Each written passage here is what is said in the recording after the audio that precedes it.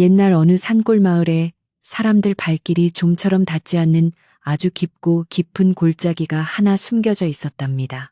그곳은 산세가 험하여 구름조차 잠시 쉬어간다는 곳이었고 세상의 시끄러운 소음과는 완전히 단절된 고요한 장소였습니다. 낮에는 이름 모를 산새들이 지저귀고 밤이 되면 밤하늘의 별들이 머리 위로 쏟아질 듯 반짝이는 그곳에 작고 낡은 초가집 한 채가 덩그러니 서 있었습니다. 지붕은 세월의 때가 묻어 색이 바랬고 벽은 흙으로 투박하게 발라져 있었지만 마당은 언제나 정갈하게 쓸려 있어 그곳에 사는 주인의 정성스럽고 부지런한 성품을 짐작하게 했습니다.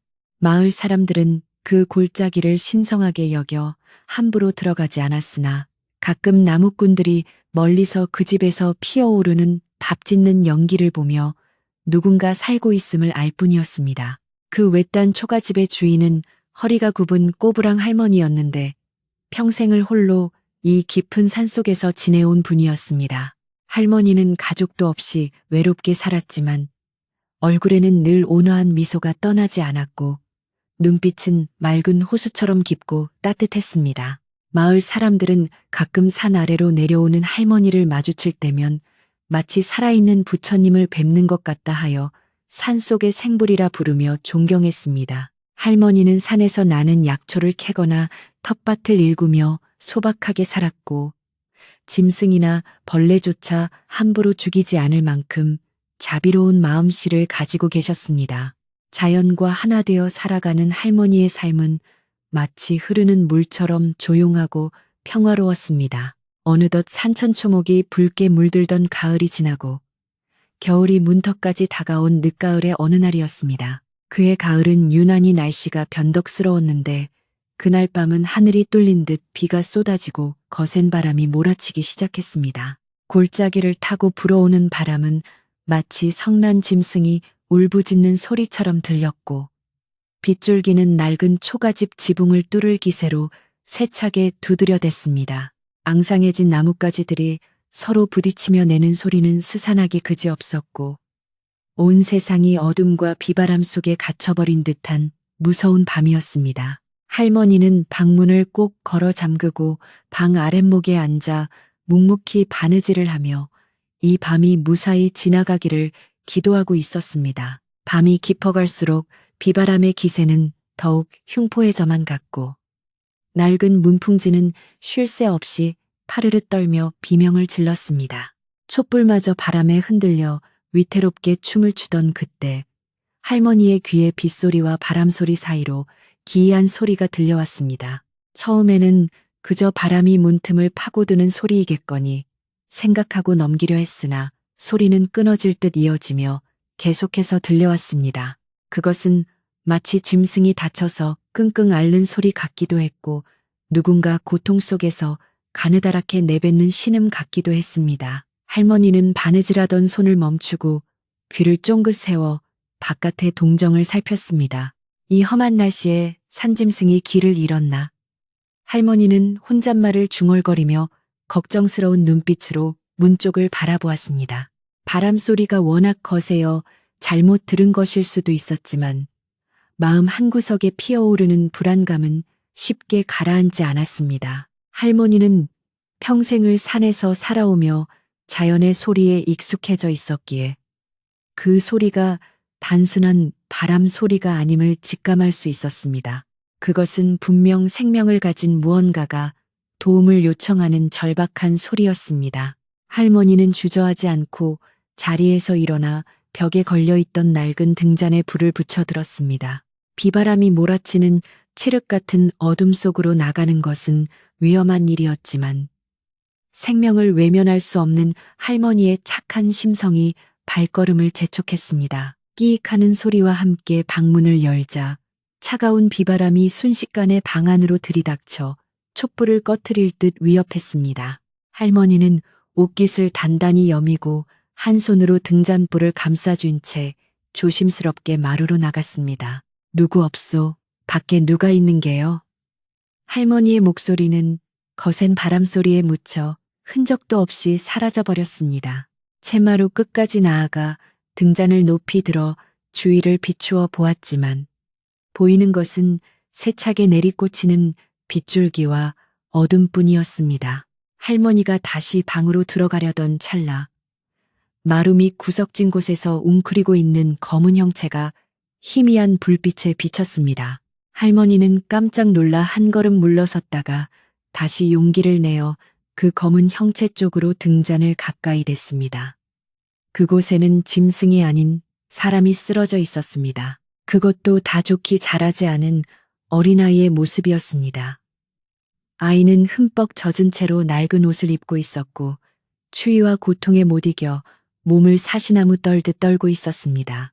아이의 얼굴은 핏기 하나 없이 창백했고 입술은 파랗게 질려 있어 금방이라도 숨이 넘어갈 듯 위태로워 보였습니다.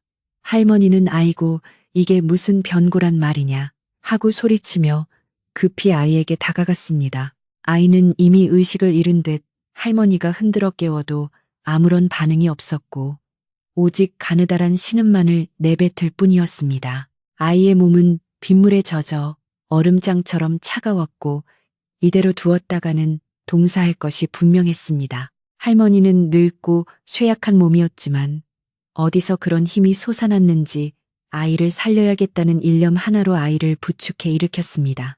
축 늘어진 아이의 몸은 생각보다 무거웠고 비에 젖은 옷이 손에 미끄러워 부축하기가 쉽지 않았습니다. 할머니는 젖먹던 힘까지 짜내어 아이를 겨우겨우 끌다시피 하여 방 안으로 옮겼습니다. 방 안으로 들어온 할머니는 서둘러 문을 닫아 비바람을 차단하고 아이를 아랫목 가장 따뜻한 곳에 눕혔습니다.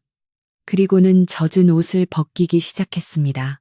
아이의 몸은 앙상하게 말라 갈비뼈가 드러날 정도였고 여기저기 긁히고 멍든 상처들이 있어 보는 이의 가슴을 아프게 했습니다. 할머니는 마른 수건을 가져와 아이의 몸에 묻은 빗물을 꼼꼼하게 닦아내고 장롱 깊숙이 보관해 두었던 두툼한 소미불을 꺼내어 아이의 몸을 감싸주었습니다.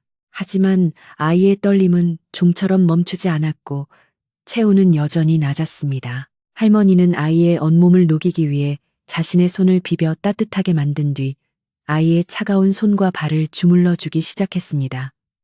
아가, 조금만 참거라. 이제 괜찮다. 이제 살았다. 할머니는 주문을 외우듯 아이에게 끊임없이 말을 걸며 정성껏 간호했습니다. 할머니의 주름진 손이 아이의 얼어붙은 피부 위를 오가며 온기를 전했고 방 안의 따뜻한 공기가 서서히 아이의 몸을 데우기 시작했습니다. 한참을 그렇게 주물러 주자 아이의 창백했던 볼에 아주 희미하게나마 혈색이 돌아오는 듯 했습니다. 아이가 조금 안정을 찾은 듯 하자 할머니는 부엌으로 나가 불을 지피기 시작했습니다. 아궁이에 마른 장작을 넣고 불씨를 살리자 타닥타닥 타오르는 불꽃 소리와 함께 구수한 나무 타는 냄새가 퍼져나갔습니다. 할머니는 솥에 물을 붓고 옥수수 가루를 풀어 죽을 끓였습니다. 따뜻한 음식이 들어가야 속이 풀리고 기운을 차릴 수 있을 것이라 생각했기 때문입니다. 보글보글 끓어오르는 옥수수 죽의 구수한 냄새가 부엌을 넘어 방 안까지 스며들었고 밖에서 몰아치는 비바람 소리는 이제 더 이상 무섭게 느껴지지 않았습니다. 죽이 다 끓자 할머니는 작은 소반에 죽 한 그릇을 담아 조심스럽게 방으로 들어갔습니다. 아이는 여전히 깊은 잠에 빠져 있었지만 호흡은 아까보다 훨씬 편안해져 있었습니다. 할머니는 아이의 머리맡에 앉아 숟가락으로 죽을 떠서 입김으로 호흡으로 식힌 뒤 아이의 입가에 가져다 대었습니다. 자, 한 입만 먹어보아라. 그래야 산다. 의식이 없는 상태에서도 아이는 생존 본능 때문인지 입술에 닿은 따뜻한 죽을 조금씩 받아 넘겼습니다. 할머니는 흘러내리는 죽을 닦아주며 천천히 그리고 끈기 있게 아이에게 죽을 먹였습니다. 따뜻한 죽이 뱃속으로 들어가자 아이의 몸에서는 땀이 배어 나오기 시작했고 굳어있던 몸이 한결 부드러워졌습니다. 할머니는 빈 그릇을 내려놓고 아이의 젖은 머리카락을 쓸어 넘겨주었습니다. 도대체 이 깊은 산속까지 어린아이가 무슨 사연으로 홀로 찾아왔는지 부모는 어디에 있는지 궁금한 것이 한두 가지가 아니었지만 지금은 아이가 무사히 깨어나는 것만이 중요했습니다. 할머니는 밤새 한숨도 자지 않고 아이의 곁을 지키며 이마에 물수건을 올려주고 이불을 고쳐 덮어주었습니다. 새벽녘이 가까워오자 밖에서 맹렬하게 몰아치던 비바람도 조금씩 잦아들기 시작했습니다. 거칠었던 바람 소리는 잦아들고 처마 끝에서 떨어지는 빗물 소리만이 규칙적으로 들려왔습니다. 할머니도 피곤함에 지쳐 꾸벅꾸벅 졸고 있을 때 아이의 입에서 작은 신음 소리가 새어 나왔습니다. 할머니는 화들짝 놀라 잠을 쫓으며 아이를 살폈습니다. 아이의 눈꺼풀이 파르르 떨리더니 천천히 눈을 떴습니다. 처음 본 낯선 천장과 낯선 할머니의 얼굴에 아이는 겁에 질린 듯 몸을 움츠리며 뒷걸음질 치려 했습니다. 무서워할 것 없다, 아가. 여기는 내 집이란다. 할머니는 최대한 부드럽고 따뜻한 목소리로 아이를 안심시켰습니다. 어젯밤 빗속에 쓰러져 있던 너를 내가 데려왔어. 이제 안전하니 마음 놓거라. 할머니의 자애로운 목소리와 따뜻한 눈빛을 마주한 아이는 그제야 경계심을 조금 풀었습니다. 아이는 자신이 살아있다는 사실과 더 이상 춥고 배고프지 않다는 것을 깨닫고는 눈가에 물기가 어렸습니다. 깊은 산속 외딴 집, 폭풍우가 몰아치던 밤에 그 운명적인 만남은 그렇게 시작되었습니다. 아이는 아직 말을 할 기운조차 없는 듯 했지만 할머니를 바라보는 눈빛에는 깊은 감사의 마음이 담겨 있었습니다. 할머니는 그런 아이가 안쓰러우면서도 대견하여 따뜻한 미소를 지어 보였습니다. 그래, 그래. 말은 나중에 해도 된다. 지금은 푹 쉬거라. 할머니는 아이의 어깨를 토닥여 다시 눕혔고 아이는 따뜻한 이불 속에서 안도감을 느끼며 다시 깊은 잠에 빠져들었습니다. 밤새 공포와 추위에 떨었던 아이에게 할머니의 낡은 초가집은 세상에서 가장 포근하고 안전한 요새가 되어 주었습니다. 아침이 밝아오자 비는 완전히 그치고 구름 사이로 맑은 햇살이 비치기 시작했습니다. 창호지 문을 통해 들어오는 은은한 햇빛이 방안을 비추자 밤새 보이지 않았던 아이의 모습이 더욱 선명하게 드러났습니다. 비록 며칠을 굶은 듯 야위었지만 이목구비가 뚜렷하고 어딘가 모르게 귀티가 흐르는 얼굴이었습니다. 할머니는 아이의 얼굴을 찬찬히 뜯어보며 이 아이가 평범한 집안의 자식이 아님을 직감적으로 느꼈습니다. 하지만 할머니는 그 어떤 것도 묻지 않기로 다짐했습니다. 그저 인연이 다 내 집에 왔으니 건강해질 때까지 정성껏 돌보는 것이 자신의 도리라고 생각했습니다. 할머니는 부엌으로 나가 아침을 준비했습니다. 쌀을 씻어 밥을 안치고 겨우내 말려두었던 시래기를 물에 불려 된장국을 끓였습니다. 도마 위에서 칼질하는 소리와 보글보글 찌개 끓는 소리가 정겹게 울려 퍼졌습니다. 어젯밤에 긴박했던 상황과는 달리 집안은 다시 평화로운 일상으로 돌아와 있었습니다.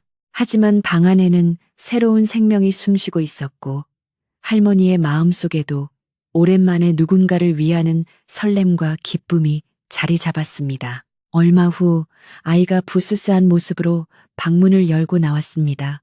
아직 다리에 힘이 없는지 문틀을 잡고 겨우 서 있었지만 눈빛만은 어젯밤보다 훨씬 생기가 돌았습니다. 일어났느냐?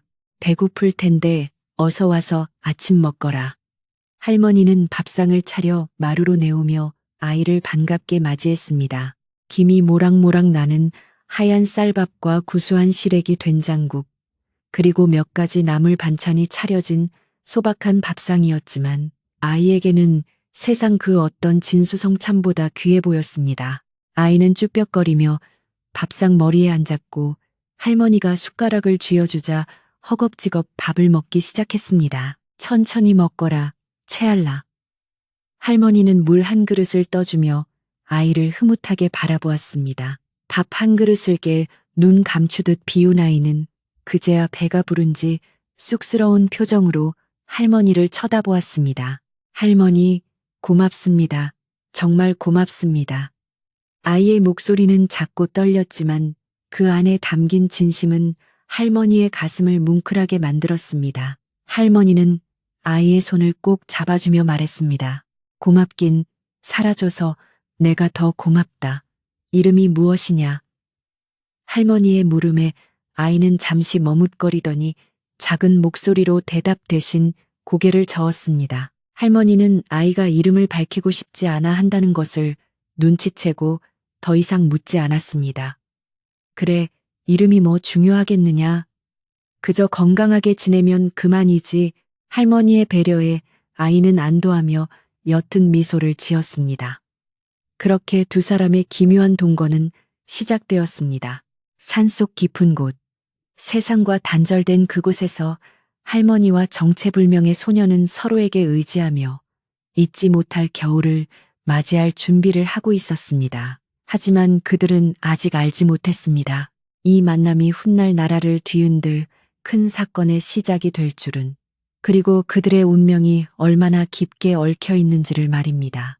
시간은 냇물처럼 흘러 어느덧 며칠이 지나갔고 죽어가던 아이는 할머니의 지극정성 어린 간호 덕분에 기력을 되찾았습니다. 처음에는 숟가락 하나들 힘조차 없어 덜덜 떨던 손이 이제는 제법 단단해졌고 창백했던 얼굴에는 붉은 홍조가 돌아 마치 딴 사람처럼 보였습니다. 아이는 몸이 회복되자 방 안에만 누워있는 것을 답답해하며 할머니가 말려도 기어이 밖으로 나와 일거리를 찾았습니다. 할머니, 제가 돕겠습니다. 저 이제 힘이 셉니다. 아이는 깡마른 몸으로 물동이를 나르고 마당을 쓰는 등 고른 일을 마다하지 않았습니다. 할머니는 그 모습이 안쓰러워 쉬라고 손사래를 쳤지만 아이의 고집을 꺾을 수는 없었습니다. 비록 거친 무명옷을 입고 흙먼지를 뒤집어 쓴 채 일을 하고 있었지만 아이에게서는 숨길 수 없는 기품이 흘러나왔습니다. 물동이를 들어 올리는 동작 하나, 빗자루를 쥐는 손길 하나에도 흐트러짐이 없었고 어딘지 모르게 정갈하고 반듯한 태도가 배어 있었습니다. 할머니는 침마루에 앉아 나무를 다듬으며 아이가 일하는 모습을 물끄러미 바라보곤 했습니다. 저 아이는 필시 귀한 집 자손일게다. 뼈대 있는 집안에서 엄하게 배운 태가 나. 할머니는 속으로 짐작했지만 아이가 부담을 느낄까봐 내색하지는 않았습니다. 그저 아이가 곁에 있다는 사실만으로도 적막했던 산속 오두막에 온기가 도는 것 같아 흐뭇할 뿐이었습니다. 할머니와 아이 사이에는 보이지 않는 끈끈한 정이 싹트기 시작했습니다. 아이는 할머니를 친할머니처럼 따르며 살갑게 굴었고 할머니 역시 아이를 친손자처럼 아끼며 챙겼습니다. 저녁이 되어 밥상 머리에 마주 앉으면 두런두런 이야기꽃이 피어났습니다. 아이는 자신의 과거에 대해서는 입을 굳게 다물었지만 할머니가 들려주는 옛날 이야기나 산속 생활에 대한 이야기에는 눈을 반짝이며 귀를 기울였습니다. 할머니, 저 산 너머에는 무엇이 있나요? 아이가 물으면 할머니는 저 너머에는 더 큰 산이 있고 그 너머에는 사람들이 복닥거리는 큰 마을이 있지 하며 세상 이야기를 들려주었습니다. 한편 산 아래 마을에서는 흉흉한 소문이 안개처럼 퍼져나가기 시작했습니다. 발 없는 말이 천리를 간다고 했던가요? 산속을 오가던 나무꾼들이 할머니 집 마당에서 낯선 사내 아이를 보았다는 목격담이 하나둘씩 들려왔습니다. 그 늙은 할멈 혼자 사는 집에 웬 아이가 하나와 있더구먼. 생김새가 예사롭지 않아 눈빛이 아주 형형하더라고. 주막에 모인 사람들은 막걸리 잔을 기울이며 저마다 한마디씩 거들었습니다. 혹시 잃어버린 자식 아니오? 에이, 할멈 나이가 몇인데 무슨 자식이야. 어디서 굴러들어온 아이겠지. 사람들의 호기심은 꼬리에 꼬리를 물고 이어졌습니다. 이 소문은 바람을 타고 마을에서 가장 큰 기와집에 사는 최 부자의 귀에도 들어갔습니다. 최 부자는 마을의 논과 밭을 대부분 소유한 대지주로 욕심이 많고 심술척기로 유명한 인물이었습니다. 그는 쌀독에 쌀이 가득하고 곳간에 재물이 넘쳐나도 만족할 줄 모르는 위인이었습니다. 남의 불행을 자신의 이익으로 삼는데 도 같은 최 부자는 산속 할머니 집에 낯선 아이가 숨어 있다는 소식을 듣자마자 눈을 번뜩였습니다. 그의 머릿속에서는 벌써부터 탐욕스러운 계산기가 돌아가기 시작했습니다. 뭐라, 산속 꼬부랑 할멈 집에 낯선 놈이 숨어 산다고? 최 부자는 곰방대를 탁탁 털며 하인들을 다그쳤습니다. 네, 그러하옵니다. 나이는 10서너쯤 되어 보이는데 차림새는 남루해도 얼굴은 훤칠하니 귀티가 난다 하옵니다. 하인의 보고를 들은 최 부자의 입가에 비릿한 미소가 번졌습니다. 귀티가 난다. 그렇다면 필시가 출한 양반집 자식이거나 아니면 죄를 짓고 도망친 놈이 분명해.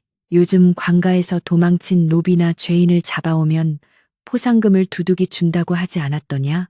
최 부자는 떡 줄 사람은 생각도 않는데 김칫국부터 마시며 김이 서린 눈빛을 빛냈습니다. 최 부자는 즉시 자신의 신복인 마당쇠를 불렀습니다. 마당쇠는 주인 못지않게 성질이 고약하고 힘께나 쓰는 사내였습니다. 네, 대감마님 부르셨습니까? 마당쇠가 굽신거리며 들어오자 최 부자는 은밀한 목소리로 지시를 내렸습니다. 지금 당장 산속 할멈 집으로 가서 그 아이놈을 잘 살펴보고 오너라. 생김새가 어떤지, 어디서 굴러먹다 온 놈인지 샅샅이 캐내란 말이다.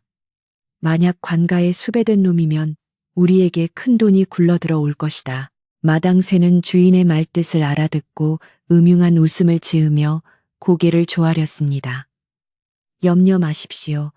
제가 뼛속까지 털어서 알아오겠습니다. 그 시각 산속 오두막은 다가올 먹구름을 알지 못한 채 평화롭기만 했습니다. 할머니는 겨울 준비를 위해 콩을 삶아 메주를 쓰고 있었고 아이는 아궁이에 불을 떼며 할머니를 돕고 있었습니다. 구수한 콩 냄새가 마당 가득 퍼지고 굴뚝에서는 하얀 연기가 모락모락 피어올랐습니다. 아이고, 우리 복덩이 덕분에 올겨울은 따뜻하게 나겠구나. 할머니는 아이를 복덩이라 부르며 흐뭇해했습니다. 아이 역시 자신의 존재가 누군가에게 도움이 된다는 사실에 기쁨을 느꼈습니다. 그러나 그 평화는 살인문을 거칠게 두드리는 소리와 함께 산산조각이 나고 말았습니다. 이리 오너라. 안에 아무도 없느냐. 거만한 목소리가 고요한 산속의 정적을 깼습니다. 할머니와 아이는 동시에 하던 일을 멈추고 서로를 쳐다보았습니다. 아이의 눈동자에 순식간에 두려움의 그림자가 스쳐 지나갔습니다. 할머니는 직감적으로 불길한 기운을 느끼고 아이에게 손짓하여 방으로 들어가 있으라고 신호를 보냈습니다. 아이는 머뭇거렸지만 할머니의 단호한 눈빛에 떠밀려 서둘러 방 안으로 몸을 숨겼습니다. 할머니는 옷매무새를 가다듬고 천천히 마당으로 나갔습니다. 살인문 밖에는 덩치 큰 사내, 바로 마당쇠가 뒷짐을 지고 서 있었습니다. 그는 닫힌 문을 발로 툭툭 차며 무례하게 굴고 있었습니다. 누구신데 이 깊은 산골까지 찾아오셨소? 할머니가 점잖게 물었지만 마당쇠는 할머니를 본 채만 채하며 집안을 기웃거렸습니다. 최 부자 댁에서 나왔소. 내 듣자 하니 이 집에 웬 낯선 머스마이 하나가 숨어 지낸다던데 그놈 얼굴 좀 봅시다. 마당쇠는 다짜고짜 아이를 내놓으라며 으름장을 놓았습니다. 그의 태도는 마치 자기 집 안방에 들어온 듯 아나무인이었습니다. 할머니는 가슴이 철렁 내려앉았지만 겉으로는 태연한 척하며 마당쇠 앞을 가로막았습니다. 머스마이라니요? 이 집에는 나 혼자 산 지가 수십 년이요. 잘못 알고 오셨구려. 할머니는 짐짓 시치미를 떼며 마당쇠를 돌려보내려 했습니다. 하지만 산전수전 다 겪은 마당쇠가 그 말을 곧이들을 리만무했습니다. 허허, 이 노인네가 거짓말도 잘하시네. 내 두 눈으로 확인하기 전에는 못 돌아가니 썩 비키시오. 마당쇠는 억센 팔로 할머니를 거칠게 밀치고 마당 안으로 성큼성큼 들어왔습니다. 이게 무슨 행패란 말이요. 남의 집에 허락도 없이 할머니가 소리쳤지만 역부족이었습니다. 마당쇠는 방문 앞까지 다가가 문고리를 잡고 흔들었습니다. 방 안에 숨어있던 아이는 숨소리조차 내지 못한 채 문틈으로 보이는 마당쇠의 험상돌은 얼굴을 지켜보며 공포에 떨어야 했습니다. 심장이 터질 듯 쿵쾅거렸고 식은 땀이 등줄기를 타고 흘러내렸습니다. 만약 여기서 들키면 자신은 물론이고 할머니까지 위험해질 것이 뻔했습니다. 아이는 주먹을 꽉 쥐고 입술을 깨물며 제발 이 위기가 지나가기만을 간절히 빌었습니다. 그때 넘어졌던 할머니가 벌떡 일어나 부엌에서 빗자루를 들고 뛰쳐나왔습니다. 평소에 온화하던 모습은 온데간데 없고 마치 성난 호랑이처럼 눈에 불을 켜고 마당쇠에게 달려들었습니다. 이놈, 여기가 어디라고 감히 행패를 부리느냐. 당장 나가지 못할까. 할머니는 빗자루를 휘두르며 마당쇠의 등짝을 후려쳤습니다. 예상치 못한 할머니의 격렬한 저항에 마당쇠는 깜짝 놀라 뒷걸음질 쳤습니다. 아이고, 이 할망구가 노망이 났나. 사람을 치네. 마당쇠는 팔을 휘저으며 빗자루를 막았지만 자식을 지키려는 어미와 같은 할머니의 기세에 눌려 더 이상 함부로 할 수 없었습니다. 내 집에 숨겨둔 아이 따위는 없다. 그러니 썩 꺼지란 말이다. 할머니의 서슬퍼런 외침이 산골짜기에 메아리 쳤습니다. 마당쇠는 씩씩거리며 할머니를 노려보았지만 깡마른 노인의 몸에서 뿜어져 나오는 알 수 없는 위압감에 찔끔하고 말았습니다. 게다가 섣불리 늙은이를 다치게 했다가는 마을 사람들의 입방아에 오를 수도 있다는 생각이 들었습니다. 두고 보자. 내 오늘은 그냥 가지만 만약 쥐새끼 같은 놈을 숨겨둔 게 들통나면 그땐 국물도 없을 줄 알아. 마당쇠는 바닥에 침을 탁 뱉고는 씩씩거리며 대문을 나섰습니다. 마당쇠가 사라지고 한참이 지나서야 할머니는 손에 쥐고 있던 빗자루를 떨어뜨리고 자리에 주저앉았습니다. 긴장이 풀리자 다리가 후들거려 서 있을 수가 없었습니다. 방 안에서 숨죽이고 있던 아이가 뛰쳐나와 할머니를 부축했습니다. 할머니, 괜찮으세요? 아이의 목소리는 울먹이고 있었습니다. 자신 때문에 할머니가 봉변을 당했다는 생각에 죄책감이 밀려왔습니다. 할머니는 거친 숨을 몰아쉬면서도 아이의 손을 꼭 잡고 안심시켰습니다. 괜찮다. 나는 괜찮아. 네가 무사하면 됐다. 할머니의 손은 여전히 떨리고 있었지만 그 눈빛만은 아이를 향한 굳건한 보호 의지로 빛나고 있었습니다. 그날 밤 두 사람은 밥상을 앞에 두고도 숟가락을 들지 못했습니다. 따뜻했던 국은 싸늘하게 식어버렸고 방 안의 공기마저 무겁게 가라앉아 있었습니다. 할머니는 곰곰이 생각에 잠겼습니다. 최 부자는 한 번 문먹잇감을 절대 놓지 않는 독사 같은 인간이었습니다. 오늘 마당쇠가 빈손으로 돌아갔으니 최 부자는 분명 더 큰 의심을 품고 다시 찾아올 것이 분명했습니다. 이 깊은 산속 오두막은 더 이상 안전한 피난처가 아니었습니다. 할머니는 아이를 바라보며 조심스럽게 입을 열었습니다. 아가, 아무래도 이곳을 잠시 떠나 있는 게 좋지 않겠느냐. 하지만 아이는 고개를 단호하게 저었습니다. 아니요, 할머니. 저 때문에 할머니가 위험해지는 걸 두고 볼 수 없습니다. 그리고 제가 도망친다면 그들은 할머니를 더욱 괴롭힐 겁니다. 아이의 눈빛은 의외로 침착하고 강단이 있었습니다. 아이는 자신이 누구인지, 왜 쫓기는 신세가 되었는지 말할 수는 없었지만 비겁하게 도망쳐서 은인을 공경에 빠뜨리는 짓은 할 수 없다고 생각했습니다. 그것은 그가 배운 도리가 아니었고 그의 핏줄에 흐르는 자존심이 허락하지 않는 일이었습니다. 하지만 저들은 아주 무서운 사람들이다. 돈과 힘을 앞세워 무슨 짓을 할지 몰라. 할머니의 걱정에도 아이는 흔들리지 않았습니다. 걱정 마세요. 제게 생각이 있습니다. 그리고 하늘이 우리를 돕고 있으니 함부로 해치지는 못할 겁니다.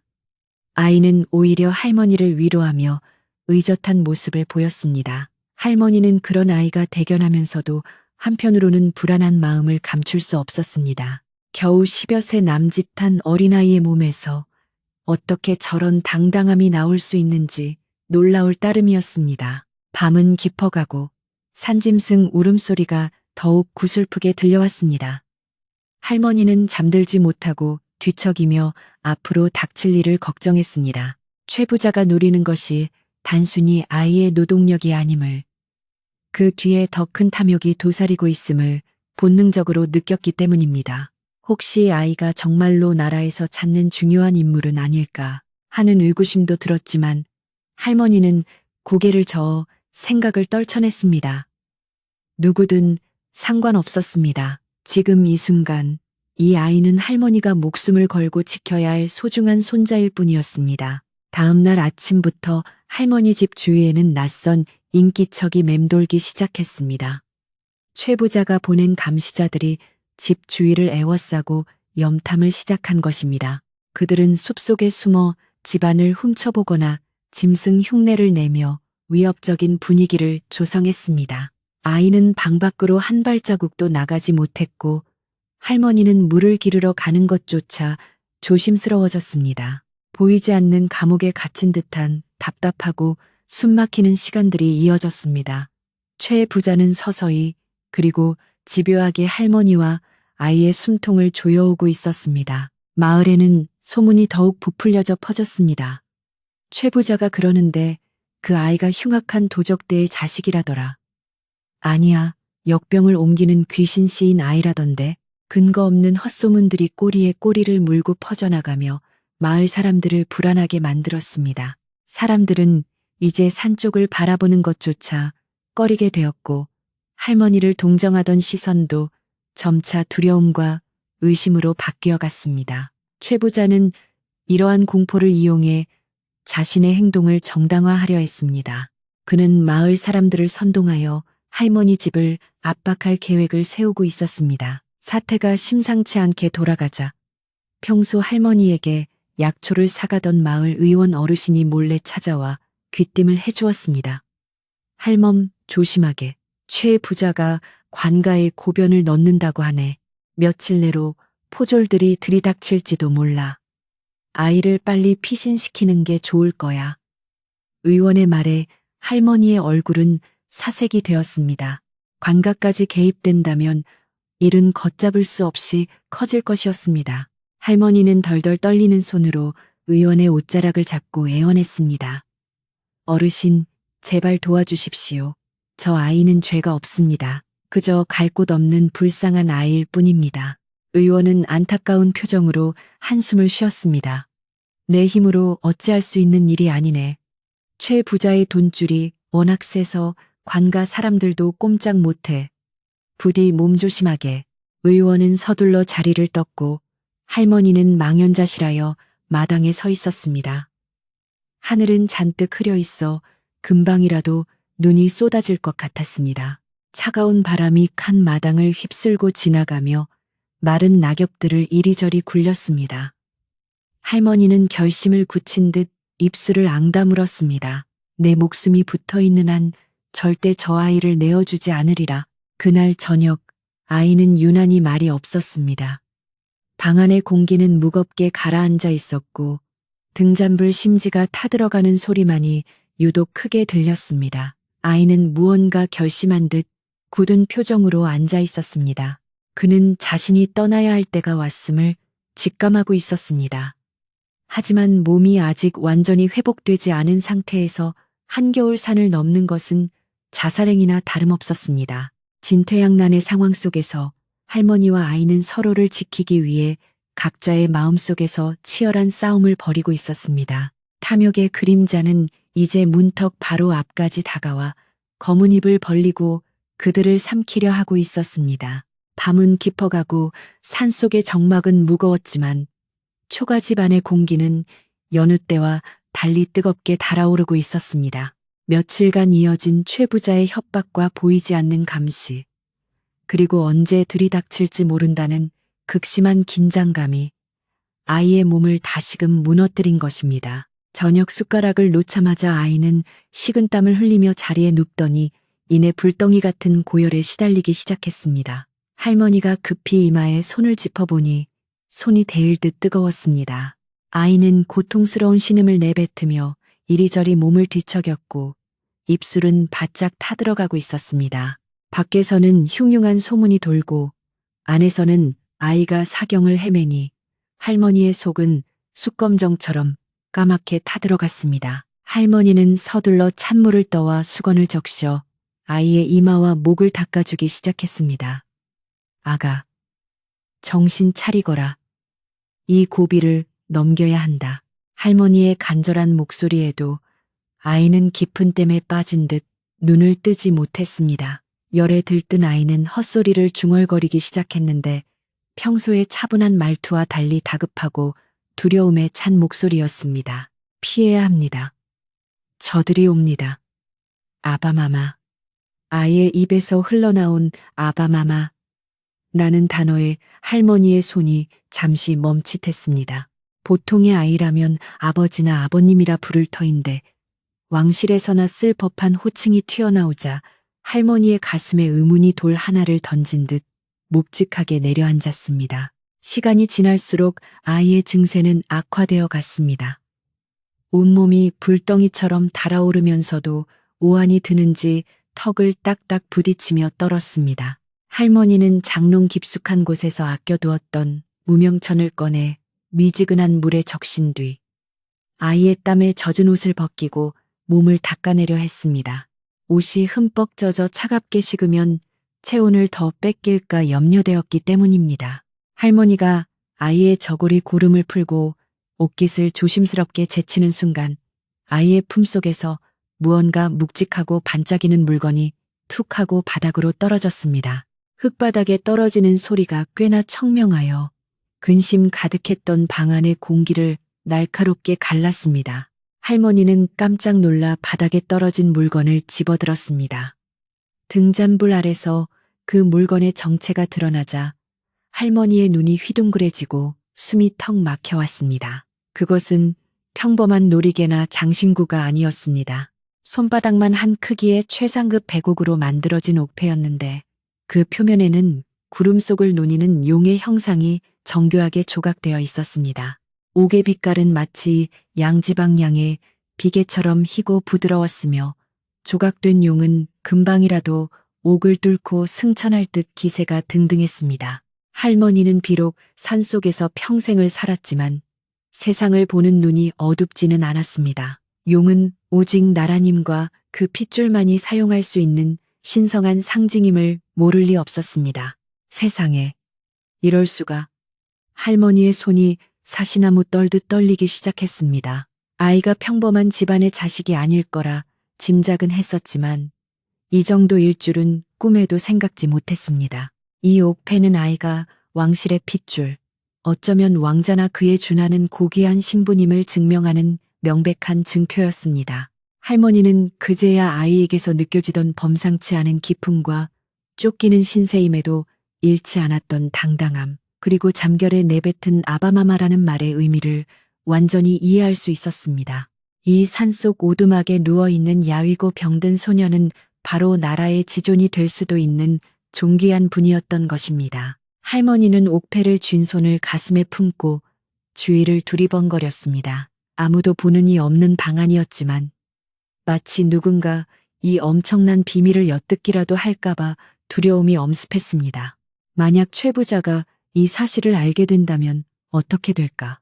탐욕에 눈이 먼 최부자는 이 아이를 관가에 넘겨 큰 공을 세우려 하거나 아니면 역적의 무리와 결탁하여 아이를 해치고 자신의 부귀영화를 꾀할지도 모를 일이었습니다.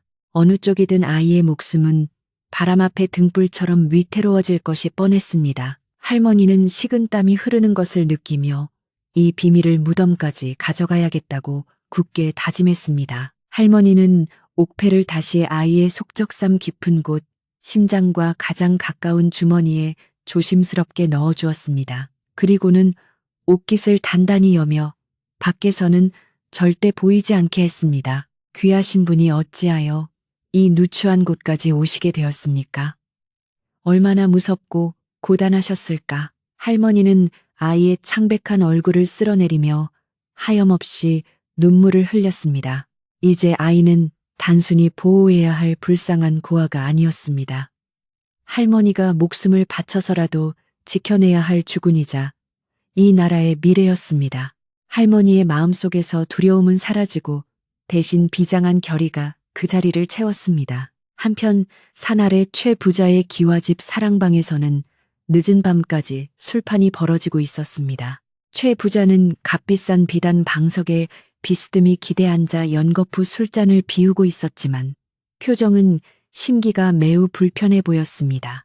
며칠째 집 주위를 감시하고 위협을 가해도 늙은 할멈과 아이가 꼼짝도 하지 않고 버티고 있다는 보고를 받았기 때문입니다. 독한 것들, 감히 내 인내심을 시험하려 들어 최 부자는 술잔을 바닥에 내동댕이 치며 고함을 질렀습니다.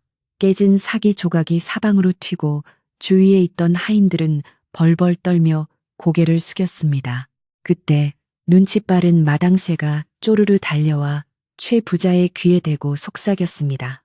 날이 이대로 시간만 끌다가는 저것들이 밤을 틈타 도망칠지도 모릅니다. 소문에 의하면 아이놈이 며칠 전부터 알아누웠다고 하니 지금이 기회입니다. 늙은이 혼자서 무슨 힘으로 막겠습니까? 그냥 확 덮쳐서 끌고 오는 게 상책입니다요. 마당쇠의 말은 불난집에 기름을 부은 격이었습니다. 최 부자의 눈에 탐욕스러운 핏발이 섰습니다. 그래, 내 말이 맞다. 내가 너무 점잖게 굴었어.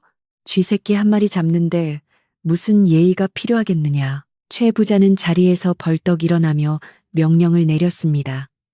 여봐라, 당장 장정들을 모아라. 몽둥이와 밧줄을 챙겨서 날이 밝는 대로 산으로 올라간다. 내 그 할망구는 뼈도 못 추리게 만들어주고 그 아이놈은 머리채를 잡아서라도 끌고 와 관가에 넘길 것이다. 최 부자의 호령에 집안의 머슴들과 건달들이 우르르 몰려나와 횃불을 준비하고 몽둥이를 챙기느라 분주하게 움직였습니다. 그들의 눈빛에는 사냥을 앞둔 짐승의 잔인함이 번들거렸습니다. 평화롭던 마을의 공기는 다가올 폭력을 예고하듯 싸늘하게 식어갔습니다. 다시 산속 오두막. 새벽이 가까워오자 아이의 열이 조금씩 내리기 시작했습니다. 할머니의 지극정성 어린 간호 덕분에 최악의 고비는 넘긴 듯 했습니다. 아이는 끙끙 앓던 소리를 멈추고 얕지만 고른 숨을 내쉬고 있었습니다. 할머니는 밤새 한숨도 자지 못해 눈이 쉬라고 몸이 천근만근이었지만 잠시도 아이 곁을 떠날 수 없었습니다. 창호지 문 너머로 푸르스름한 새벽빛이 스며들기 시작했습니다. 동트기 전의 새벽은 하루 중 가장 어둡고 추운 시간이기도 했습니다. 할머니는 불안한 마음에 문을 살짝 열어 밖을 내다보았습니다. 산새 소리 하나 들리지 않는 고요함 속에서 멀리 산 아래쪽에서 심상치 않은 기척이 느껴졌습니다. 바람 소리도 아니고 물소리도 아닌 수많은 발자국 소리가 낙엽을 밟으며 다가오고 있었습니다. 그리고 숲 사이로 드문드문 붉은 불빛들이 어른거리는 것이 보였습니다. 횃불이었습니다. 최 부자가 드디어 행동을 개시한 것입니다. 할머니의 심장이 쿵 내려앉았습니다. 올 것이 왔구나. 할머니는 떨리는 손으로 문고리를 잡았다가 다시 굳게 닫고 방 안으로 들어왔습니다. 이제 도망칠 시간도 숨을 곳도 없었습니다. 할머니는 깊은 잠에 빠져 있는 아이를 조심스럽게 흔들어 깨웠습니다.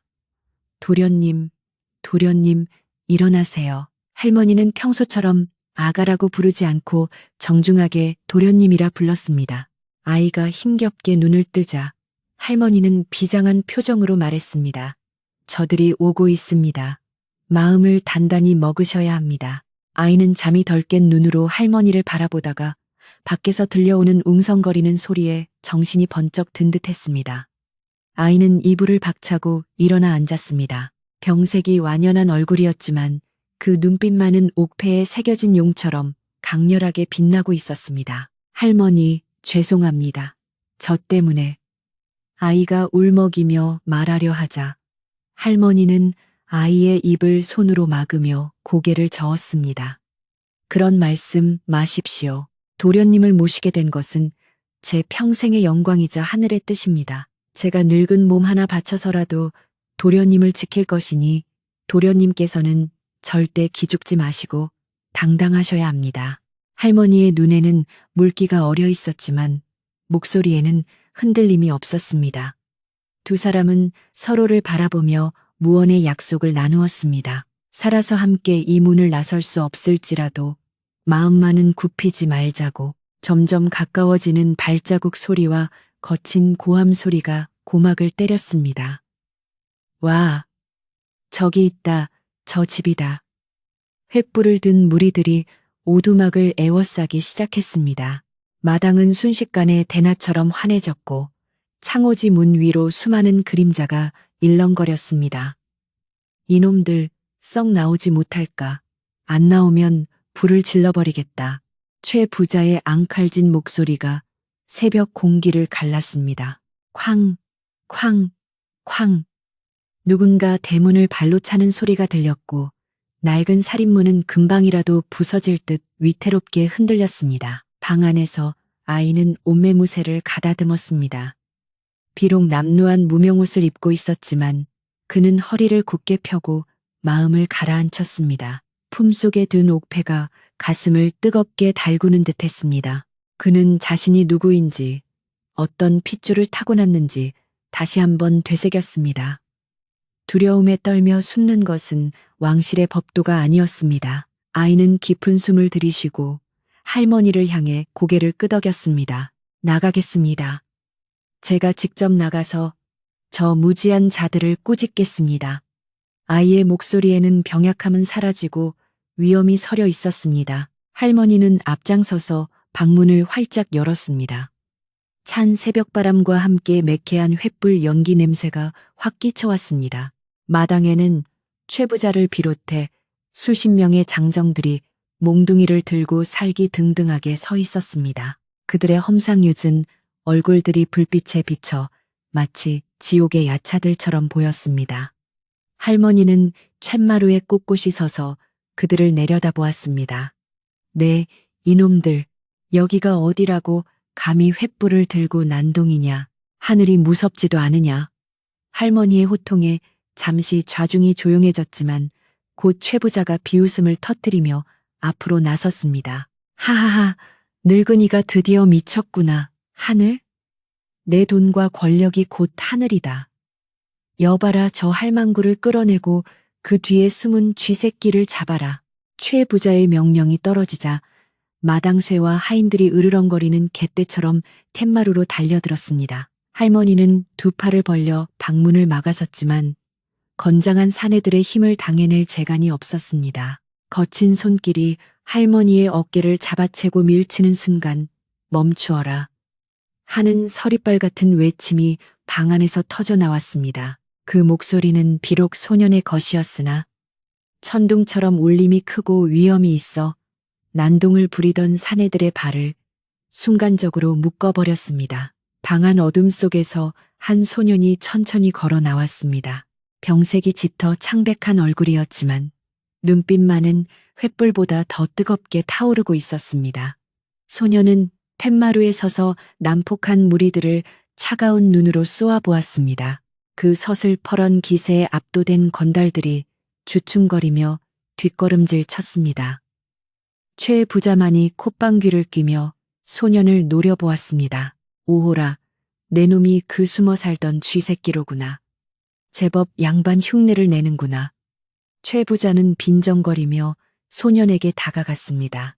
소년은 눈 하나 깜짝하지 않고 최 부자를 정면으로 응시했습니다. 무례하다. 일개촌부가 감히 누구 앞이라고 주둥이를 함부로 놀리느냐. 소년의 호통에 최 부자의 얼굴이 불그락푸르락해졌습니다. 이 건방진 놈이 잡아서 꿀려라. 당장. 최 부자가 악을 쓰자 잠시 주춤했던 하인들이 다시 몽둥이를 치켜들고 달려들 태세를 취했습니다. 절체절명의 위기, 폭력이 시작되기 직전에 숨막히는 순간이었습니다. 바로 그때였습니다. 산 아래쪽에서부터 땅을 울리는 말발굽 소리가 들려오기 시작했습니다. 두두두두. 처음에는 작게 들리던 소리가 순식간에 천군만마가 달리는 듯한 굉음으로 변하여 골짜기를 뒤흔들었습니다. 이게 무슨 소리냐? 최 부자와 하인들이 당황하여 뒤를 돌아보는 순간 숲속 어둠을 뚫고 수십 개의 횃불과 함께 무장한 군사들이 폭풍처럼 들이닥쳤습니다. 그들의 갑옷에는 왕실을 상징하는 문양이 선명하게 새겨져 있었고 손에는 시퍼런 칼과 창이 들려 있었습니다. 금군 진군이다. 금군이 떴다. 누군가 비명처럼 외쳤습니다. 금군은 왕을 호위하는 최정예 부대로 그들이 이곳에 나타났다는 것은 예사로운 일이 아니었습니다. 혼비백산한 최부자의 패거리들은 우왕좌왕하며 길을 터주었고 말을 탄 장수가 흙먼지를 일으키며 마당 한가운데로 뛰어들었습니다. 장수는 말에서 뛰어내리자마자 텐마루에 서 있는 소년을 향해 곧장 달려갔습니다.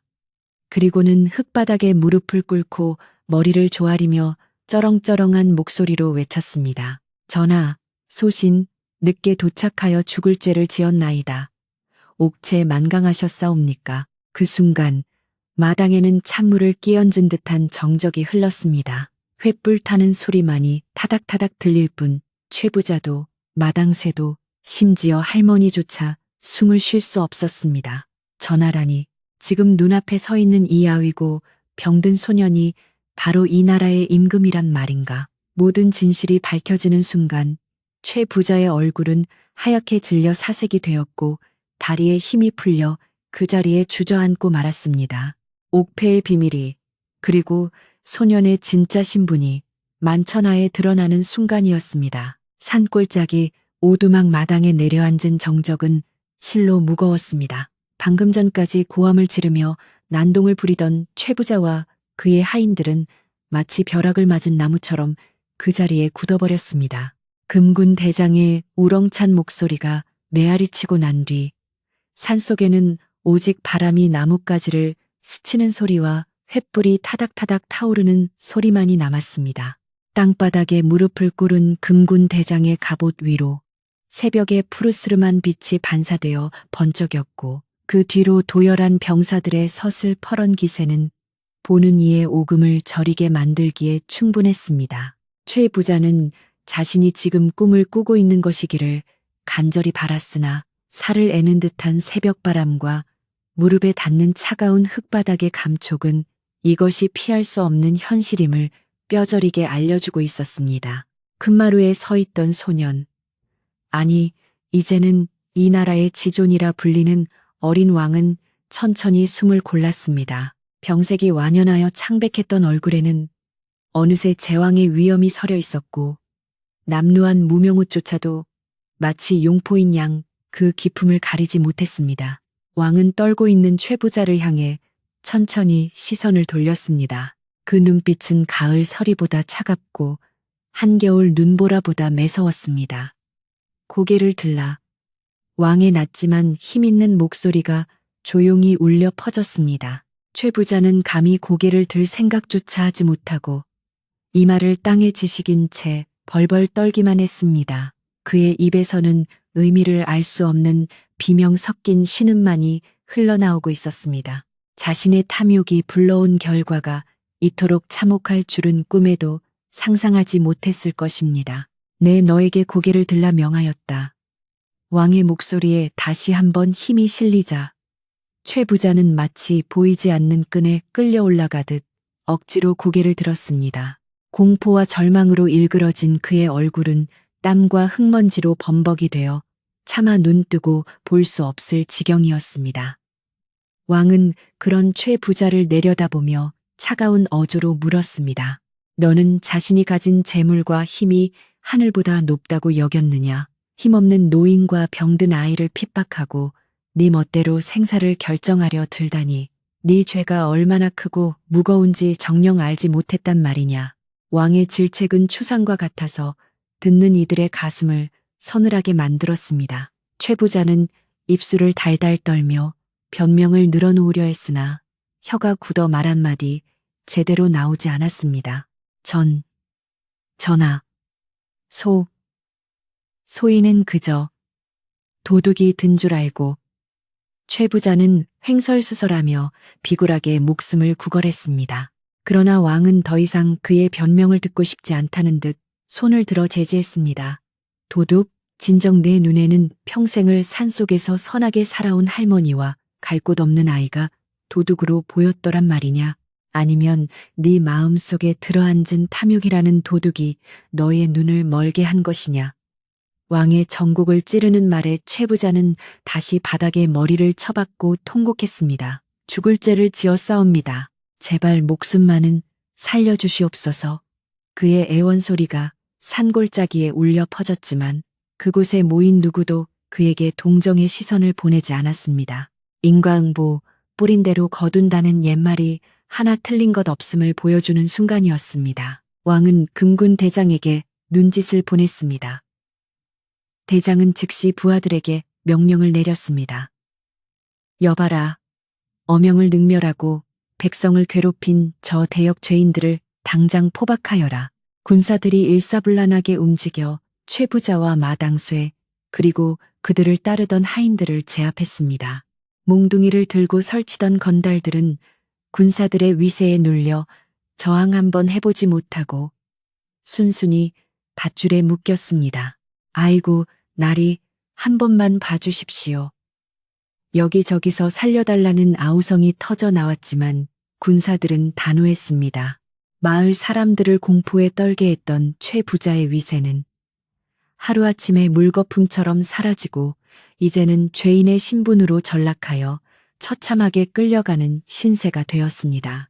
소란스럽던 마당이 정리되고 죄인들이 모두 끌려가자 오두막에는 다시 평화가 찾아왔습니다. 횃불의 그을음 냄새도 서서히 걷히고 동이 트면서 맑은 아침 공기가 골짜기를 채우기 시작했습니다. 왕은 그제야 긴장이 풀린 듯 작게 한숨을 내쉬었습니다. 그리고는 팻마루 구석에서 넋을 잃고 서 있는 할머니에게로 시선을 돌렸습니다. 할머니는 이 모든 상황이 믿기지 않는다는 표정으로 멍하니 왕을 바라보고 있었습니다. 자신이 거두어 먹이고 재운 아이가 나라님이라니 늙은 심장이 감당하기에는 너무나 벅찬 사실이었습니다. 할머니는 왕과 눈이 마주치자 화들짝 놀라며 털썩 무릎을 꿇으려 했습니다. 아이고, 전하. 죽을 죄를 지었습니다. 귀하신 분인 줄도 모르고 함부로 대했으니 하지만 왕은 재빨리 한마루에서 내려와 할머니의 두 손을 맞잡아 일으켜 세웠습니다. 왕의 손은 여전히 따뜻했고 할머니를 바라보는 눈빛은 조금 전 죄인들을 꾸짖던 서리빨 같던 눈빛이 아니었습니다. 할머니, 이러지 마십시오. 제게 할머니는 생명의 은인이자 돌아가신 제 조모님과도 같은 분이십니다. 왕의 목소리는 물기 어린 듯 떨리고 있었습니다. 비바람 치는 밤에 저를 거두어 주지 않으셨다면 저는 이미 이 세상 사람이 아니었을 것입니다. 옥체니 전하니 하는 말이 무슨 소용이겠습니까? 이 집에서 저는 그저 할머니의 손길에 의지해 목숨을 부지한 어린아이에 불과합니다. 왕의 진심 어린 고백에 할머니의 눈시울이 붉어졌습니다. 쭈글쭈글한 손으로 왕의 손등을 어루만지며 할머니는 하염없이 눈물을 흘렸습니다. 아이고, 도련님, 아니 전하, 이 늙은 것이 무슨 복을 타고 나서 이런 귀한 인연을 맺었단 말입니까? 살아계셔서 무사하셔서 정말 다행입니다. 할머니의 눈물은 그동안의 마음고생과 두려움, 그리고 안도감이 뒤섞인 뜨거운 눈물이었습니다. 왕은 손수 소매를 걷어 할머니의 눈물을 닦아주었습니다. 그 모습은 천하를 호령하는 군주와 백성의 관계가 아닌 그저 애틋한 할머니와 손자의 모습 그 자체였습니다. 지켜보던 금군 대장과 병사들도 숙연해져 고개를 숙였습니다. 왕은 주위를 둘러보며 말했습니다. 밤새 소란을 피워 많이 시장하실 겁니다. 저 또한 배가 몹시 고픕니다. 왕은 짐짓 배를 문지르며 장난스럽게 웃어 보였습니다.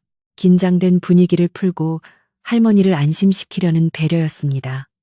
할머니, 혹시 남은 밥이 있습니까? 할머니가 끓여주시던 그 구수한 된장국이 먹고 싶습니다. 왕의 말에 할머니는 퍼뜩 정신을 차리고 옷매무새를 가다듬었습니다. 아이고, 그럼요. 있고 말고요. 네, 얼른 따뜻한 밥상을 차려 올리겠습니다. 잠시만 기다리십시오, 전하. 할머니는 불이 나게 부엌으로 달려갔습니다. 왕을 위해, 아니 자신의 소중한 손자를 위해 마지막이 될지도 모르는 밥상을 준비하기 위해서였습니다. 부엌에서는 다시금 정겨운 소리가 들려오기 시작했습니다. 쌀을 씻는 소리, 도마질하는 소리, 아궁이에 장작을 넣는 소리가 오두막의 고요를 깨웠습니다. 굴뚝에서는 하얀 연기가 피어올라 아침 하늘로 흩어졌습니다. 왕은 팻마루에 걸터 앉아 그 평화로운 풍경을 눈에 담았습니다. 화려한 궁궐의 그 어떤 풍경보다도 지금 이 낡은 오두막의 아침이 왕에게는 더욱 아름답고 소중하게 느껴졌습니다. 금군 병사들은 집 주위를 호위하며 꼿꼿하게 서 있었지만 그들의 표정 또한 한결 부드러워져 있었습니다. 폭풍이 지나간 자리에 비로소 진정한 평화가 찾아온 것입니다.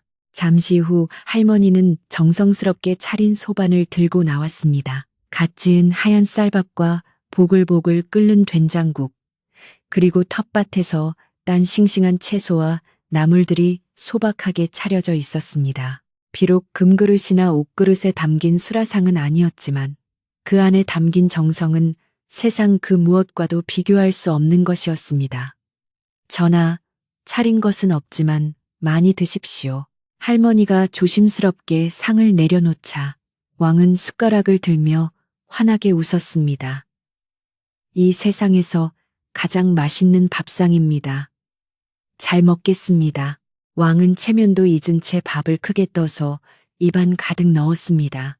따뜻한 밥알이 씹힐 때마다 할머니의 사랑이 가슴 깊이 전해져 왔습니다. 왕이 식사하는 동안 할머니는 곁에 앉아 그 모습을 흐뭇하게 지켜보았습니다. 천천히 드십시오. 체하십니다. 할머니가 물을 떠주자 왕은 고개를 끄덕이며 받아 마셨습니다. 식사를 마친 왕은 숭늉까지 시원하게 비우고는 만족스러운 표정으로 수저를 내려놓았습니다. 정말 잘 먹었습니다. 궐에 돌아가서도 이 맛은 평생 잊지 못할 것입니다. 왕의 말에 할머니는 고개를 숙이며 쑥스러워했습니다. 두 사람 사이에는 굳이 많은 말이 필요하지 않았습니다. 눈빛만으로도 서로의 마음을 깊이 이해하고 있었으니까요. 아침 햇살이 마루 깊숙이 들어와 두 사람을 따뜻하게 감싸 안았습니다. 식사를 마치고 잠시 휴식을 취하는 동안 마을 사람들도 하나둘씩 오두막 근처로 조심스럽게 모여들었습니다. 최 부자가 잡혀갔다는 소식을 듣고 또 왕이 이곳에 계신다는 소문이 퍼지자 호기심과 두려움을 안고 찾아온 것입니다. 그들은 멀찍이 서서 오두막을 향해 큰 절을 올렸습니다. 그동안 할머니를 외면하고 헛소문을 퍼뜨렸던 것에 대한 죄책감과 왕을 배웠다는 경외감이 뒤섞인 절이었습니다. 왕은 그들을 향해 가볍게 손을 흔들어 주었습니다. 백성들이 무슨 죄가 있겠느냐, 무지한 탓에 흔들렸을 뿐이다. 왕의 너그러운 마음에 마을 사람들은 감동하여 눈물을 흘리며 엎드렸습니다. 이제 떠날 시간이 다가오고 있었습니다. 금군 대장이 다가와 조심스럽게 아뢰었습니다. 전하, 이제 환궁하실 시간입니다. 도성의 백성들과 신료들이 전하의 무사 귀환을 애타게 기다리고 있습니다. 왕은 고개를 끄덕이며 자리에서 일어났습니다. 그리고는 할머니를 향해 돌아섰습니다. 이별의 순간이 다가오자 할머니의 어깨가 작게 떨렸습니다. 왕은 할머니의 두 손을 다시 한번 꼭 잡았습니다. 거칠고 투박한 손이었지만 왕에게는 세상에서 가장 부드럽고 따뜻한 손이었습니다. 할머니, 함께 가시지요. 제가 궐로 모셔서 편히 사실 수 있도록 해드리겠습니다. 왕의 제안은 파격적이고도 간곡했습니다. 평생을 고생하며 산 할머니에게 남은 여생이 남아 비단옷을 입고 호의호식하게 해드리고 싶은 것이 왕의 솔직한 심정이었습니다. 하지만 할머니는 천천히 그리고 단호하게 고개를 저었습니다. 아니옵니다, 전하. 저는 흙에서 태어나 흙과 함께 살아온 사람입니다. 화려한 궁궐은 제게 맞지 않는 옷과 같습니다. 저는 이곳에서 새소리를 듣고 흙냄새를 맡으며 사는 것이 가장 행복합니다. 할머니의 눈빛은 맑고 흔들림이 없었습니다. 부귀영화에 욕심내지 않고 자신의 분수를 지키며 자연 속에서 살아가겠다는 굳은 의지가 엿보였습니다. 왕은 할머니의 뜻이 확고함을 알고 더 이상 강요하지 않았습니다. 대신 왕은 품속에서 비단 주머니를 꺼내 할머니의 손에 쥐어주었습니다. 이것은 제 마음의 징표입니다. 그리고 약속하겠습니다. 할머니가 사시는 이 골짜기에는 그 누구도 함부로 들어와 할머니를 괴롭히지 못하도록 할 것입니다. 관아의 명을 내려 할머니의 노후를 부족함 없이 보살피도록 하겠습니다. 왕의 약속은 천금보다 무거운 것이었습니다. 할머니는 왕이 준 주머니를 소중히 받아 품에 안으며 깊이 허리를 숙였습니다. 성은이 망극하옵니다. 전하, 부디 성군이 되시어 만백성을 굽어 살펴 주시옵소서. 왕은 말에 오르기 전 마지막으로 오두막을 한번 뒤돌아 보았습니다. 비바람 치던 밤, 죽음의 문턱에서 자신을 구해준 작은 방, 따뜻했던 아랫목, 그리고 어머니처럼 품어준 할머니, 이 모든 기억을 가슴속 깊이 새겼습니다.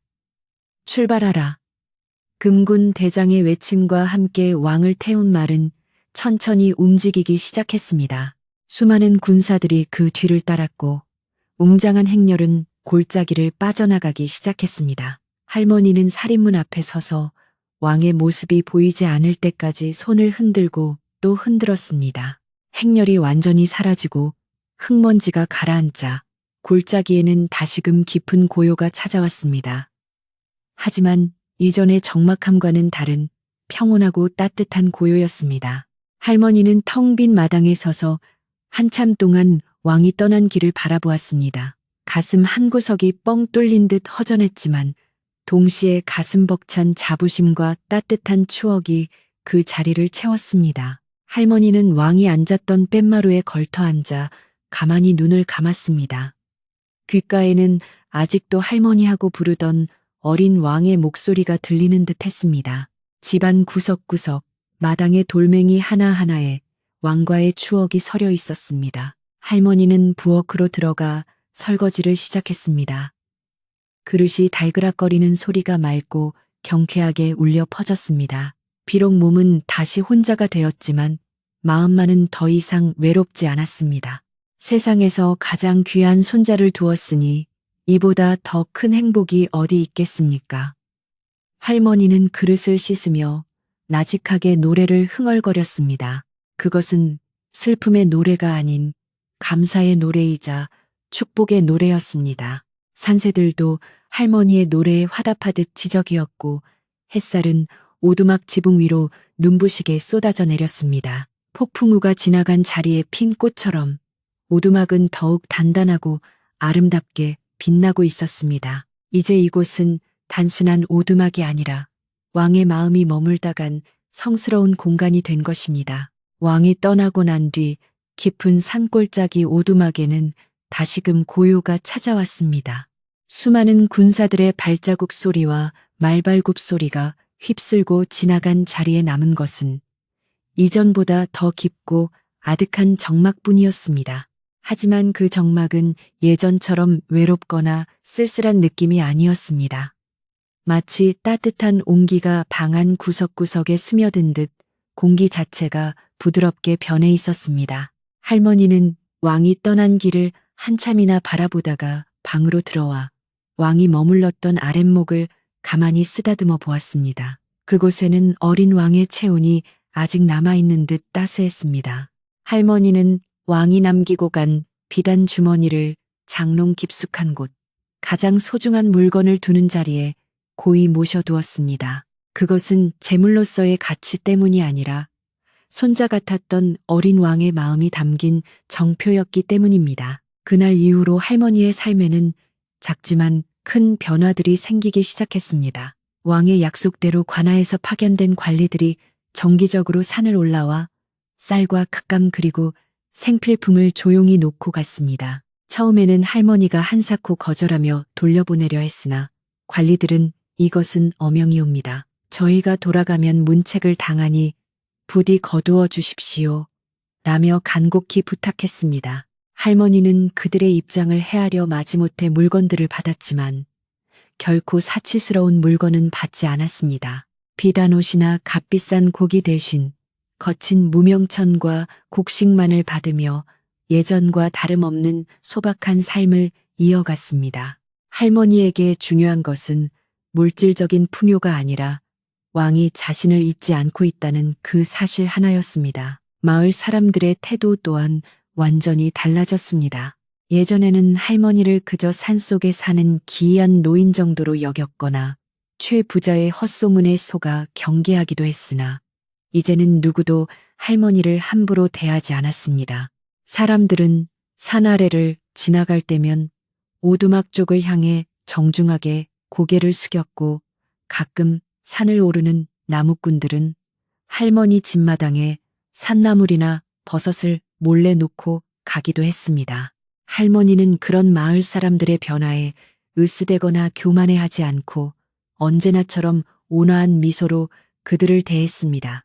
오히려 관아에서 받은 쌀과 곡식이 남으면 죽을 쑤어 마을의 가난한 이들에게 나누어 주기도 했습니다. 할머니의 오두막은 이제 단순한 집이 아니라 마을 사람들의 마음을 따뜻하게 녹여주는 사랑방과도 같은 곳이 되었습니다. 세월은 유수와 같이 흘러 어느덧 10년이라는 시간이 훌쩍 지나갔습니다. 강산도 변한다는 10년의 세월 동안 오두막 주변의 풍경도 계절의 순환에 따라 끊임없이 옷을 갈아입었습니다.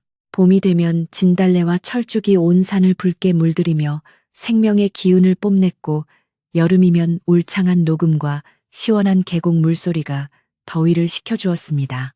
가을에는 오색 단풍이 화려하게 수놓아진 산자락 위로 맑고 높은 하늘이 펼쳐졌으며 겨울이면 하얀 눈이 세상의 모든 허물을 덮어주듯 소복하게 쌓였습니다. 할머니는 그 자연의 흐름 속에 몸을 맡긴 채 늙어가는 육신을 자연스럽게 받아들였습니다. 허리는 조금 더 굽었고 머리는 하얀 눈처럼 새하얗게 셌으며 맑았던 눈동자는 세월의 무게로 조금씩 흐릿해져 갔습니다. 산 아래 세상 또한 태평성대를 누리고 있었습니다. 그 옛날 비바람 치는 밤에 할머니의 오두막을 찾았던 어린 왕은 이제 어엿한 청년으로 성장하여 나라를 다스리는 지혜롭고 어진 성군이 되어 있었습니다. 왕은 백성들의 고충을 귀담아 듣고 탐관 오리들을 엄벌하며 농업을 장려하여 굶주리는 사람이 없도록 정치를 펼쳤습니다.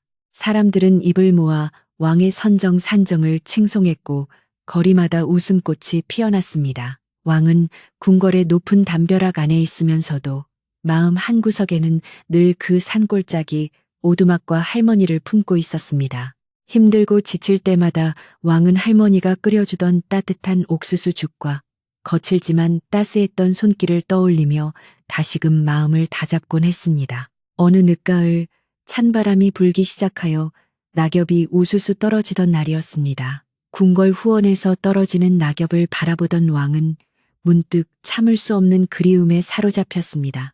10년 전 그날처럼 스산한 바람이 불어오자 할머니에 대한 생각이 걷잡을 수 없이 밀려온 것입니다. 왕은 이제 더 이상 미룰 수 없다고 생각했습니다. 내 잠시 다녀올 곳이 있다. 행차를 준비하되 백성들이 놀라지 않도록 최대한 조용히 다녀올 것이다. 왕은 호위무사 몇 명만을 대동하고 화려한 용포 대신 평범한 선비의 옷으로 갈아입었습니다. 10년 만에 귀양, 아니 마음의 고향으로 돌아가는 발걸음이었습니다. 왕의 일행은 말을 타고 쉬지 않고 달려 그 산골 마을에 도착했습니다. 마을 어귀에 들어서자 익숙한 풍경들이 왕의 눈에 들어왔습니다. 10년 전에는 두려움과 긴장 속에 지나쳤던 길이었지만 지금은 평화롭고 정겨운 모습으로 왕을 반겨주었습니다. 왕은 마을 사람들의 눈에 띄지 않게 산길로 접어들었습니다. 낙엽이 수북이 쌓인 오솔길을 밟으며 올라가는 동안 왕의 심장은 어린아이처럼 두근거리기 시작했습니다. 할머니는 건강하실까? 나를 알아보실까? 10년이라는 세월이 할머니를 얼마나 변하게 했을지 기대와 걱정이 교차했습니다. 마침내 숲이 거치고 저 멀리 낯익은 초가집이 모습을 드러냈습니다. 10년 전과 조금도 변함없는 작고 낡았지만 정갈한 그 모습 그대로였습니다. 다만 지붕의 지피 새로 얹어져 깨끗했고 마당 한구석에는 누군가 쌓아놓은 장작더미가 넉넉하게 놓여 있었습니다. 왕은 말에서 내려 천천히, 아주 천천히 집으로 걸어갔습니다. 살인문은 열려 있었고 마당에는 늦가을 햇살이 따사롭게 내리쬐고 있었습니다. 할머니, 저 왔습니다. 왕은 목이 메어 큰 소리로 부르지 못하고 속삭이듯 나직하게 불렀습니다. 하지만 집안에서는 아무런 인기척이 없었습니다. 불길한 예감에 왕은 서둘러 방문을 열었습니다. 방 안은 어두웠지만 따뜻한 온기가 감돌고 있었습니다. 그리고 그 아랫목에 소미불을 덮고 조용히 누워있는 할머니의 모습이 보였습니다. 할머니는 10년 전보다 훨씬 더 작고 왜소해져 있었습니다. 마치 마른 나무 껍질처럼 주름진 얼굴과 앙상한 손이 세월의 무상함을 말해주고 있었습니다. 왕은 신발을 벗는 것도 잊은 채 방으로 들어가 할머니의 머리맡에 무릎을 꿇었습니다. 할머니, 제가 왔습니다. 늦어서 죄송합니다. 왕이 할머니의 손을 잡자 할머니의 눈꺼풀이 파르르 떨리더니 천천히 눈을 떴습니다. 흐릿한 눈동자가 왕의 얼굴을 향했습니다. 처음에는 누구인지 알아보지 못하는 듯 초점 없이 바라보던 할머니의 눈에 서서히 생기가 돌기 시작했습니다. 누구시오? 할머니의 목소리는 다 꺼져가는 촛불처럼 위태로웠습니다. 왕은 할머니의 귀에 대고 또렷하게 말했습니다. 저입니다. 10년 전 비 오는 날 밤 할머니가 살려주신 그 아이입니다. 옥패를 지니고 있던 그 아이 말입니다. 왕의 말에 할머니의 눈이 크게 떠졌습니다. 그리고 믿을 수 없다는 듯 떨리는 손을 들어 왕의 얼굴을 더듬었습니다. 이마에서 코, 그리고 볼을 타고 내려오는 할머니의 손길은 거칠었지만 그 어느 때보다 따뜻했습니다. 도련님, 아니 정말 전하십니까? 할머니의 목소리가 물기에 젖어 떨려왔습니다. 예, 할머니, 제가 돌아왔습니다. 약속을 지키러 왔습니다. 왕은 할머니의 손을 자신의 볼에 비비며 눈물을 흘렸습니다.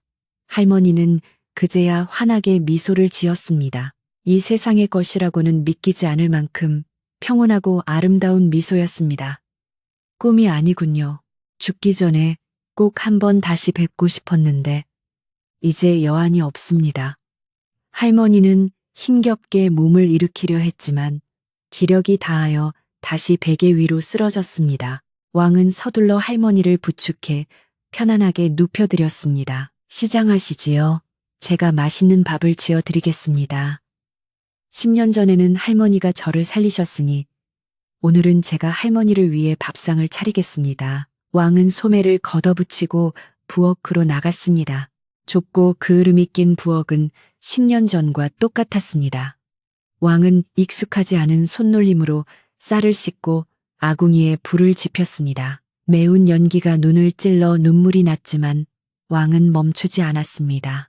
10년 전 자신을 위해 이 부엌에서 밤새 약을 다리고 죽을 끓였을 할머니의 정성을 생각하니 가슴이 미어지는 것 같았습니다. 왕은 쌀을 푹 끓여 잣을 넣고 고소한 잣죽을 만들었습니다. 소화가 잘 되도록 정성을 다해 끓이고 또 끓였습니다.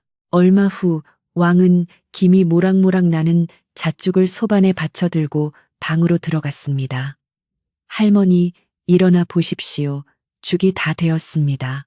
왕은 할머니를 안아 일으켜 벽에 기대게 하고 숟가락으로 죽을 떠서 호흡으로 식힌 뒤 할머니의 입에 넣어드렸습니다. 자, 하세요. 할머니는 마치 어린아이가 된 것처럼 왕이 주는 죽을 받아 먹었습니다. 맛이 참 좋습니다. 임금님이 해주신 밥을 먹다니. 내 평생 이런 호사가 어디 있겠습니까? 할머니는 눈물을 글썽이며 미소 지었습니다. 왕은 할머니가 한 숟가락 한 숟가락 넘길 때마다 마음속으로 간절히 기도했습니다. 부디 이 죽을 드시고 기운을 차리시기를, 조금만 더 내 곁에 머물러 주시기를. 하지만 하늘이 정한 수명은 거스를 수 없는 법이었습니다. 죽반 그릇을 겨우 비운 할머니는 더 이상 먹을 힘이 없는지 고개를 가로저었습니다. 왕은 밥상을 물리고 다시 할머니를 눕혔습니다. 그리고 할머니의 손을 꼭 잡고 곁을 지켰습니다. 창호지 문 너머로 붉은 노을이 지기 시작했습니다. 방 안으로 스며드는 저녁빛이 할머니의 얼굴을 평화롭게 비추었습니다. 전하, 부디 성군이 되십시오.